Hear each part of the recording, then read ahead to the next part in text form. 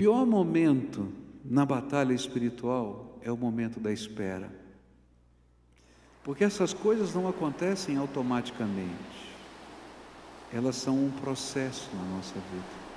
Vocês lembram do pastor Nassif, não é? Ele dizia assim que tem 2 momentos que o pregador fica feliz de pregar: quando ele prega na cadeia, porque ninguém pode fugir, ou quando está chovendo, porque ninguém quer ir embora. Então hoje eu estou tranquilo aqui, porque está chovendo, né? E está chovendo forte, então você não vai ter pressa de ir embora, e a gente pode pregar, celebrar a ceia do Senhor com tranquilidade. A palavra de Deus diz em Zacarias 1, versículos 18 a 21, a Bíblia diz assim: tive outra visão, e vi 4 chifres de boi, e perguntei ao anjo que falava comigo: que querem dizer estes chifres? E ele respondeu: eles representam as nações que espalharam pelo mundo inteiro os moradores de Judá, de Israel e de Jerusalém. E aí o Senhor Deus me mostrou 4 ferreiros, e eu perguntei: o que é que eles vêm fazer? E ele respondeu: os chifres são as nações que espalharam os moradores de Judá, de tal maneira que ninguém tinha coragem de levantar a cabeça. E agora estes ferreiros representam os que estão vindo para assustar e quebrar aqueles chifres, isto é, aquelas nações que conquistaram a terra de Judá e espalharam o seu povo. Querido Senhor, mais uma vez oramos e pedimos: vem com a tua graça. Vem com a tua graça. Cada um de nós chegamos aqui com um desejo: ter um encontro contigo, saber que o Senhor falou ao nosso coração. Então, usa esse tempo de meditação na tua palavra e fala conosco, Pai. Ministra na nossa vida. É o que oramos em nome de Jesus. Amém e amém. A gente está caminhando aqui para a segunda visão de esperança. Já é a terceira visão do livro. A primeira foi uma repreensão, um convite ao retorno. 2 agora de esperança, de consolação.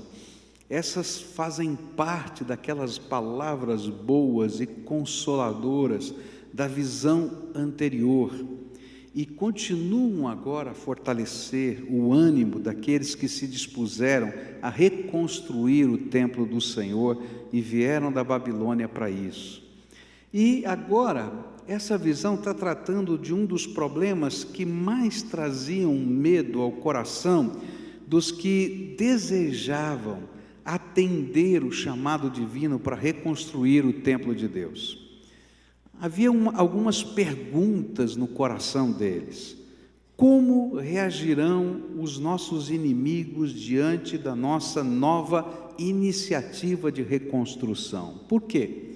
Porque havia um decreto há 15 anos que proibia a reconstrução do templo. Era proibido reconstruir o templo. Então havia um decreto do imperador, eles estariam desobedecendo o decreto do imperador. E como então o governador daquela região, que estava debaixo da autoridade do imperador, iria reagir? Essa era a pergunta. Quais serão as retaliações que nós vamos sofrer? Que tipo de problema a gente vai ter que enfrentar? Que tipo de perseguição virá sobre nós? E se nós tivermos que lutar, quais vão ser as nossas armas nessa luta? Porque estava um profeta anunciando que havia chegado o tempo de reconstruir, eles estavam motivados, mas haviam implicações legais do dia a dia. E a pergunta era: 15 anos atrás a gente veio cheio de vontade de fazer essa obra, será que a gente vai conseguir vencer agora? Eu acho que acontece a mesma coisa conosco, quando a gente conhece os princípios, os valores da palavra de Deus, e a palavra de Deus fala claramente ao coração da gente. Alguns anos atrás eu estava pregando aqui na igreja, falando sobre valores, falando sobre princípios, e uma jovem profissional que trabalhava na área de vendas, na área de saúde. Ela me procurou no final do culto e disse assim: pastor, o senhor me colocou agora numa crise incrível, porque a área que eu trabalho é uma área completamente corrompida. A gente chega nos hospitais para fazer uma venda de determinado produto para aquele hospital, e você tem uma proposta indecente. Qual é a comissão que vai ganhar fulano, beltrano, ciclano por fora, ou qual é a comissão que vem daquela maneira, e a gente fica numa situação, porque se esse é o jeitão do mercado, se a gente não fizer isso, como é que vai ser? Queridos, toda vez que a gente ouvir a voz de Deus, você vai se deparar com chifres, você vai se deparar com problemas, pressões que fazem parte do sistema desse mundo, que fazem parte concreta da batalha espiritual na nossa vida. Mas o que a Bíblia está ensinando para a gente nesse texto é que nós podemos vencer a batalha espiritual. No nome de Jesus, nós podemos vencer a batalha espiritual. Não significa que vai ter um tapete vermelho, não. Significa que vão surgir problemas, pressões, dificuldades, mas que quando nós colocamos o Senhor em primeiro lugar e os valores do reino de Deus em primeiro lugar, o Senhor manda os ferreiros. Se tem chifre, tem ferreiro de Deus para você. Tem bênção de Deus que entra nessa história e muda as questões e o quadro da realidade. É justamente sobre isso, sobre esse pensamento. E agora, o que a gente faz? E agora, porque não é esse o sistema? E agora, não pode ser bem assim. Olha, você está fora da realidade. É que esse povo tem que tomar uma decisão. Nós vamos fazer segundo a vontade de Deus. E Deus está dizendo: se vocês fizerem segundo a minha vontade, eu quebro o chifre, eu quebro a opressão que está sobre você. Então a primeira cena, toda vez que a gente tem uma visão, as cenas nos comunicam as verdades. A gente tem que olhar então a primeira cena. A primeira cena é a visão dos 4 chifres. Na linguagem de um povo pastoril como os judeus, o chifre naturalmente representa o orgulho, o poder do saqueador, do opressor, que vai lá e espalha, amedronta o rebanho. No passado, eles tinham enfrentado os poderes das grandes nações que os espalharam, desterraram, tais como a Síria, Babilônia, Média e Pérsia. Mas agora, no presente, os chifres eram hostis e eram a oposição do governador Tatenai, de Setar-Bozenai, que era o assessor dele, e os seus companheiros daquelas nações que Nabucodonosor tinha estabelecido em Samaria. Esse era o povo samaritano. Por isso que o judeu tinha tanta raiva do samaritano, porque quando eles voltaram para a terra, os samaritanos fizeram essa opressão sobre eles. Isso a gente vai encontrar em Esdras capítulo 5, versículos 3 e 4. Quase ao mesmo tempo, Tatenai, o governador da província do Eufrates Oeste, Setar-Bozenai e os seus companheiros foram a Jerusalém e perguntaram: quem deu ordem para vocês reconstruírem esse templo e consertarem estas muralhas? E também perguntaram os nomes dos homens que estavam ajudando a reconstruir o templo. Imagina a pressão. Quem mandou você reconstruir? Você não sabe que tem um decreto? Então agora chegavam os apontadores do governador, dizer: qual é o seu nome? Onde é que você mora? Qual é o seu nome? Onde é que você mora? Qual é a sua família? E fazendo uma lista de todo mundo que estava trabalhando, porque todo mundo que estava trabalhando na reconstrução do templo era subversivo. Essa era a situação, e o povo estava com medo. E aí chega o profeta e diz assim: olha, estou vendo 4 chifres, mas eu estou vendo o ferreiro que vem, e vai quebrar o chifre.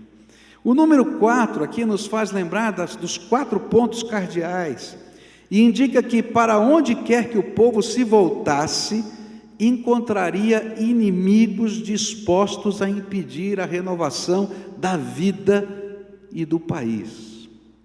Agora, Uma coisa que a gente tem que entender e que Daniel vai nos ensinar, e ele é contemporâneo dessa história, é que lá no capítulo 10 de Daniel, versículos 13 a 20, Daniel nos ajuda a entender o que está por trás desses chifres, ou por trás dos poderes governantes.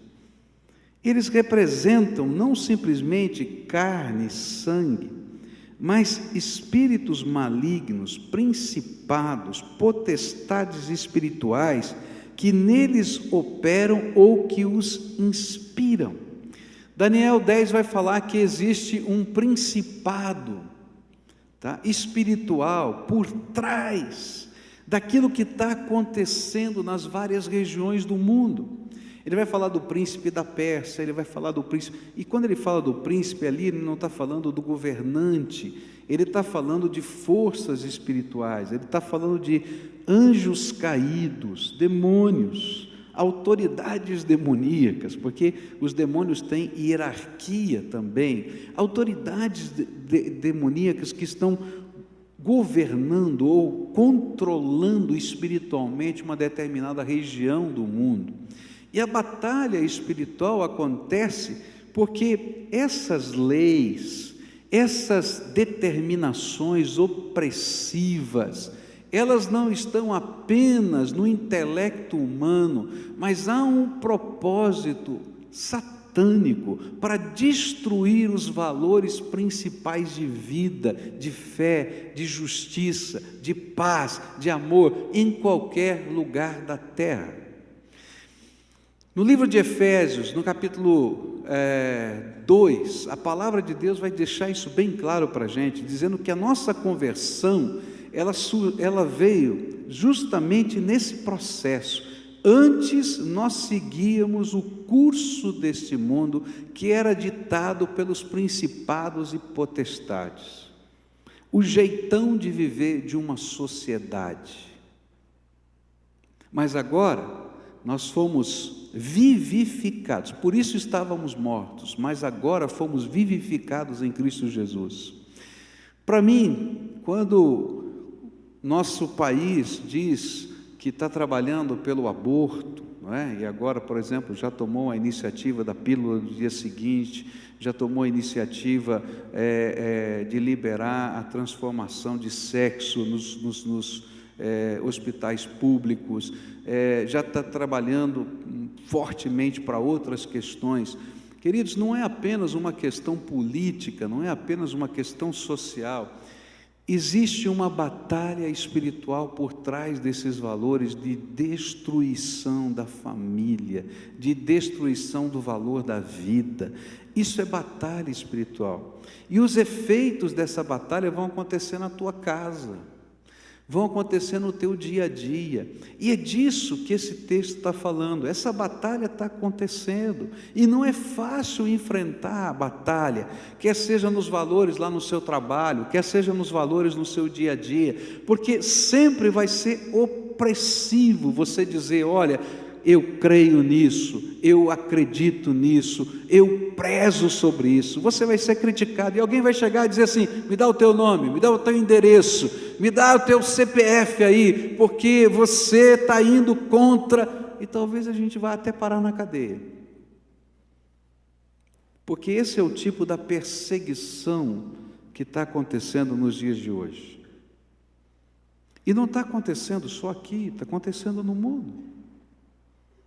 Se você tem valores, se você tem princípios, se prepare para ser criticado. Se você é capaz de flexibilizar os seus valores e os seus princípios, você vai andar com todo mundo aí. Agora, se você tem valores e princípios, pode ter certeza, você vai ser um ET nessa terra. Mas a palavra de Deus está nos dizendo que é possível vencer esse tipo de opressão.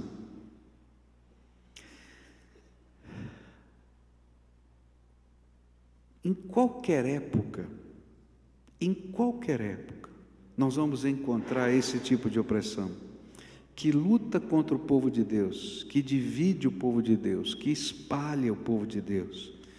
E hoje a gente pode ver não apenas na sociedade, mas a gente pode ver até dentro da igreja isso. Por exemplo, quando a gente trabalha a espiritualidade sem o compromisso. Então a gente vive um tempo hoje em que está na moda ser espiritual, desde que a sua espiritualidade não te leve a se comprometer com absolutamente nada e a mudar nada na sua vida. Agora, esse tipo de espiritualidade, ela não funciona com Deus. Quando o mundanismo entra na vida daqueles que dizem adorar Jesus, onde o desejo ardente da carne faz com que os jovens, adolescentes, os homens e as mulheres assumam os mesmos valores que lá fora existem para o namoro, para o casamento ou para o não casamento. E queridos, isso está acontecendo não só com os jovens, mas com muita gente de cabelo branco. Quando o desejo ardente dos olhos faz com que muita gente que diz temer a Deus viva uma vida fútil, sem sentido, como alguém que está correndo atrás do lucro que não vai produzir nada de bem para ninguém. Ou quando a soberba da vida, que João disse que eram as coisas que nos oprimiam, orgulho, poder, desejo de ser aceitável, nos faz flexibilizar os nossos valores.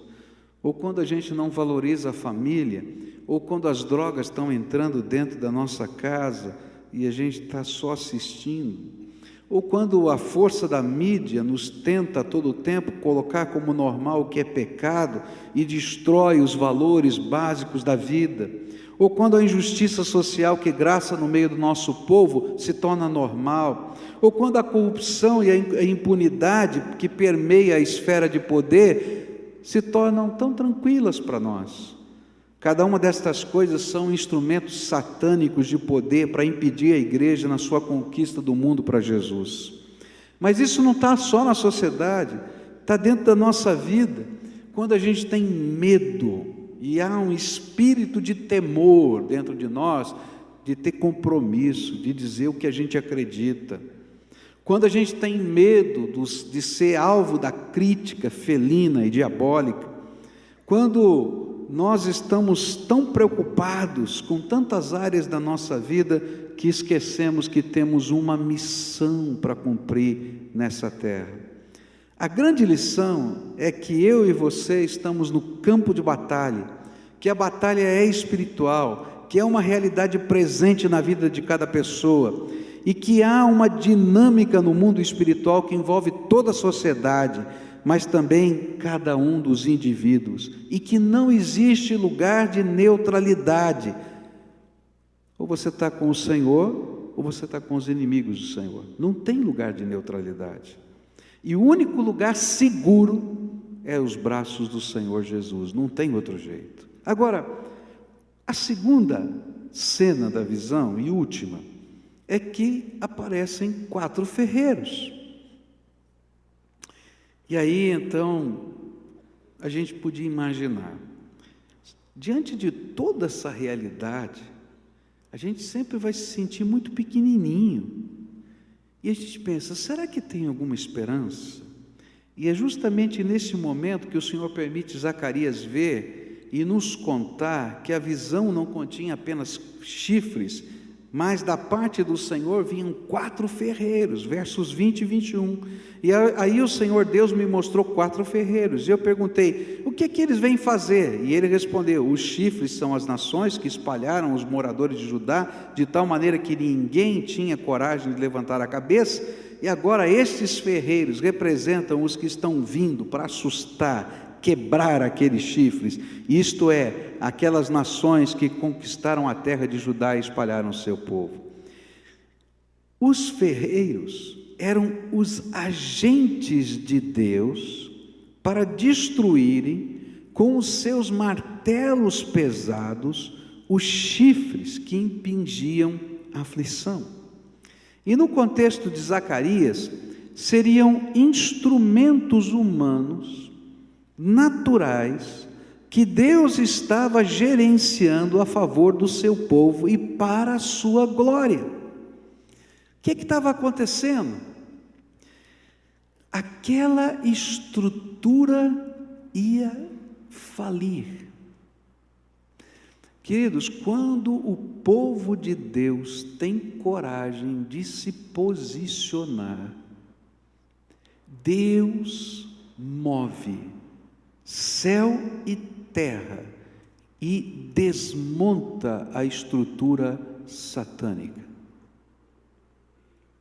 Nós temos vários exemplos do século XX, bem pertinho da gente, que isso aconteceu. Alguns anos atrás, ainda quando o muro de Berlim estava lá, enquanto a União Soviética estava intacta, começou a haver um movimento de oração. Eu nunca vou me esquecer desse movimento de oração, em que o povo ia nas cidades chamadas cidades portais, e diziam assim: olha, existem algumas cidades que representam a opressão e o impedimento para o Evangelho entrar nessa área do mundo. E então foram para Moscou, foram para Berlim Oriental, e aí então tinham grupos de crentes que viajavam toda semana, pessoas diferentes, e iam fazer oração, marchavam por essas cidades orando: Senhor, coloca a tua bênção, Senhor, coloca a tua bênção, Senhor, coloca a tua bênção. E num dos jornais de oração que eu assinava naquela época, uma pessoa que estava numa daquelas viagens disse daquilo que Deus falou com ela naquele lugar, né? Ele estava lá naquela praça do Kremlin, e enquanto eles estavam orando, o Senhor falou com aquela pessoa, e ele colocou aquilo, isso muitos anos atrás, e parecia uma loucura. Ele disse assim: o Senhor está preparando o tempo em que essa estátua de Stalin vai estar caída no chão, e as pessoas vão subir com os seus pés sobre a cabeça dessa estátua. Queridos, naquele tempo em que isso saiu naquele jornal, parecia uma loucura. Passaram-se vários anos, e eu vi num jornal uma foto da estátua do Lenin caída no chão, e o povo em cima, sobre a cabeça desse homem. Não teve nenhum anjo que derrubou aquilo. Está entendendo o que eu estou falando? Deus mexeu no mundo, mexeu nos homens, mexeu nas circunstâncias, mexeu na política e derrubou a opressão que impedia o leste europeu de receber a palavra de Deus. Na Romênia aconteceu a mesma coisa. Na Romênia, um pastor decidiu celebrar o Natal, e foi proibido de celebrar o Natal. E ele então foi celebrar o Natal numa praça. E aí, celebrando o Natal numa praça, porque esse era o sentimento de Deus, houve grande opressão, o exército cercou ali aquele local.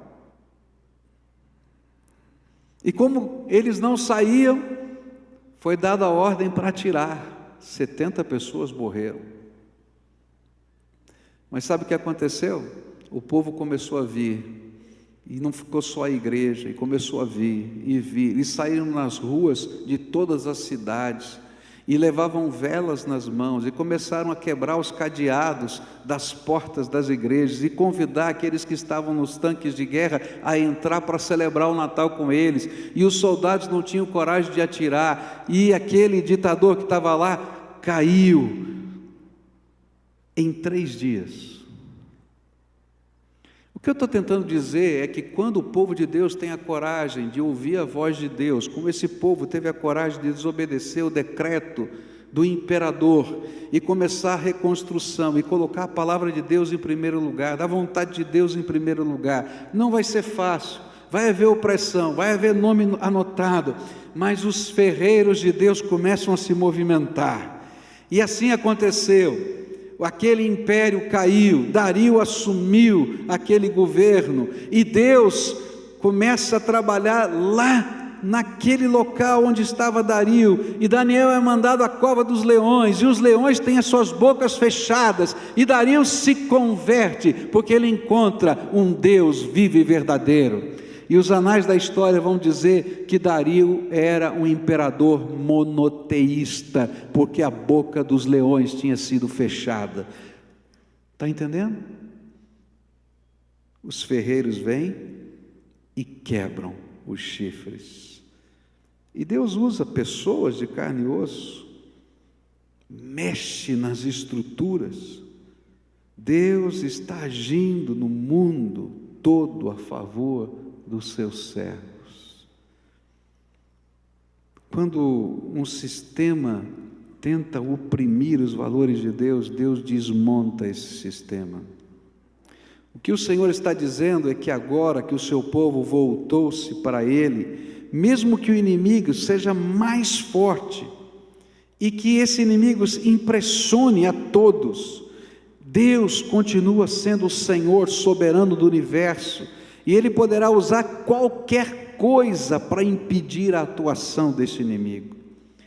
Eu sempre vibro em lembrar a história de Ezequias, rei de Judá, quando Senaqueribe cercou a cidade de Jerusalém e mandou as cartas dizendo: se você não se entregar, uma carta que foi lida em hebraico na porta da cidade, diante de toda a população nos muros, dizendo que ele ia destruir, acabar, que o Deus deles nunca teve a condição de impedir a destruição das outras cidades, por isso não ia impedir também a destruição da cidade de Jerusalém.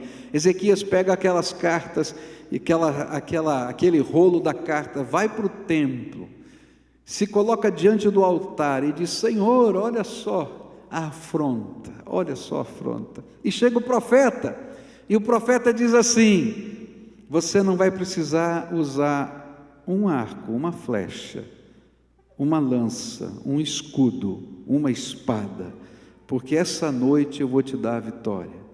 Querido, se você ouvisse uma profecia dessa, eu tenho que confessar para você, eu teria uma luta interior muito grande, porque você está lá dentro e diz assim: 180 mil homens lá fora,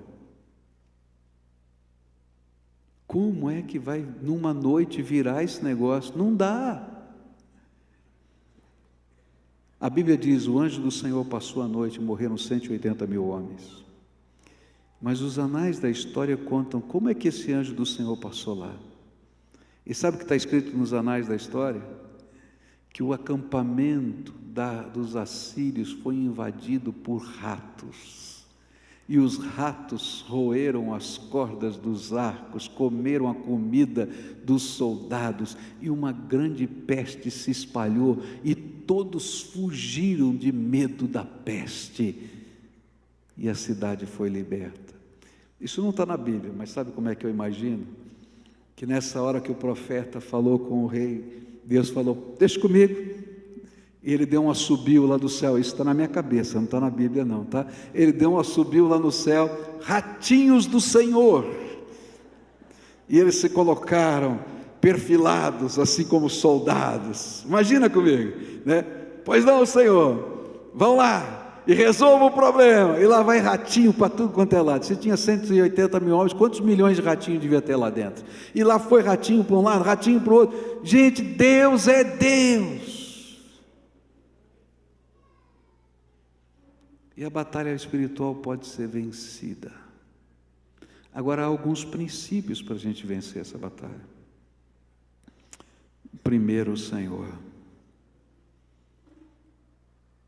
Segundo, o Senhor.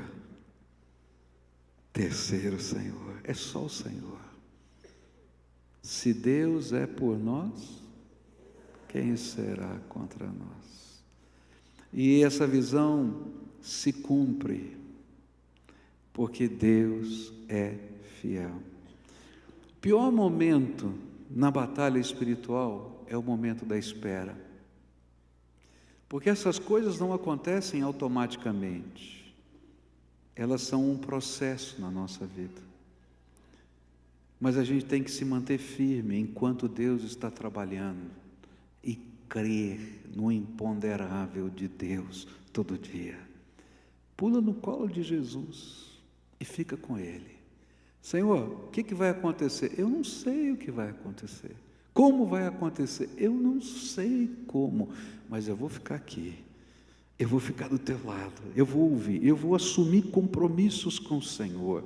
E queridos, no tempo certo, os ferreiros do Senhor vêm e quebram os chifres. Está acontecendo no Brasil. Escreva o que eu estou falando, está acontecendo no Brasil. Vai acontecer em todo lugar em que o povo de Deus tiver coragem de se manter firme e fiel, porque a vitória é do Senhor, diz o Senhor dos Exércitos. A gente vai estudar num capítulo à frente, onde diz assim: não é por força, nem por violência, mas pelo meu Espírito, diz o Senhor dos Exércitos. Essa é a vitória. Então, se você crê, se você concorda com a palavra de Deus, assuma os seus valores. Não é para brigar, não é para ofender, não é para fazer nada disso, mas para dizer: não concordo, eu creio nisso, eu vivo assim, eu vou pagar esse preço. E queridos, Deus vai derramar a sua graça, porque é assim que a gente vence a batalha. A palavra de Deus diz assim: resisti ao diabo, fugirá de vós. Como é que a gente resiste?